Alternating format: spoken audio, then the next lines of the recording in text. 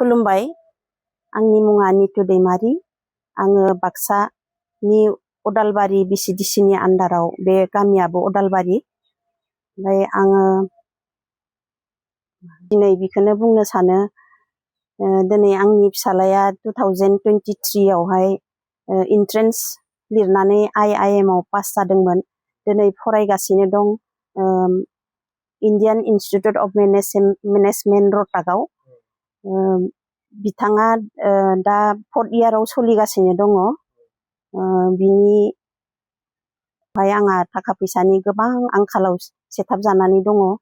दा हाबो दङमोन, हा 4 बिगा दङमोन, बिगासेखौ फानथारनाय जाबाय।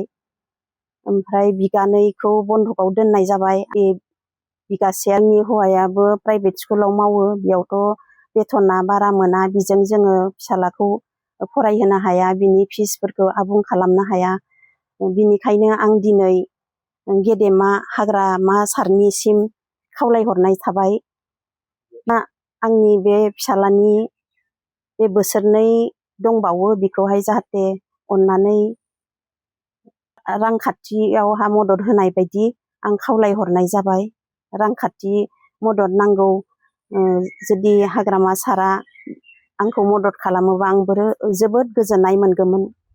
आं बे हेफाजाब होनायखौ आं मालाबाबो बावनो हानाय नङा। लोगोसे आंनि फिसालायाबो फरायनायाव आबुंथाय खालामनो हागोन, राङारि मदद मोनोब्ला।